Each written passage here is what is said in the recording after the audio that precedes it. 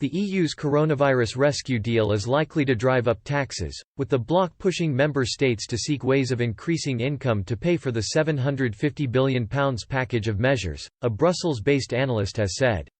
The European Council signed off on the proposals at a stormy European Council meeting last month, which exposed deep splits between countries in the north and south of the bloc.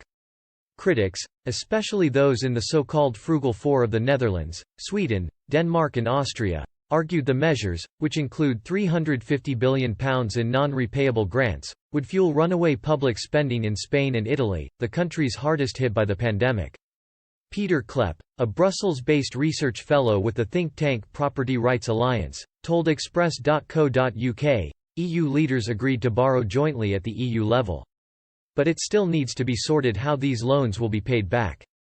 And one of the possible ways to do that is through more own resources for the EU, whereby a change to EU rules is needed that will likely be very controversial. More own resources amount to a direct EU tax, and this is a bad idea, given the lack of accountability at the EU. In the first place, governments should explore ways to cut government spending before resorting to possible national tax hikes or joint borrowing with other European governments that would then need to be paid back through EU taxes. Mr. Klepp, who believes expecting EU citizens to pay more in taxes at a time of economic fragility is likely to be counterproductive, has outlined his concerns in a blog posted on the Critic website. He added, "At a time of great strain for public finances, the answer should not be to tax hard-pressed citizens more, but instead to look for efficiency gains within government and consider which tasks should no longer be fulfilled by the state, so spending cuts can be made."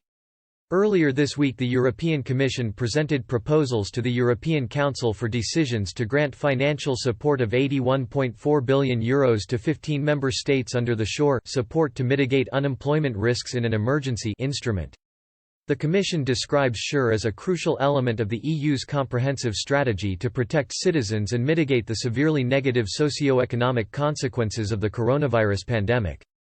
SURE is described as one of the three safety nets agreed by the European Council to shield workers, businesses and countries.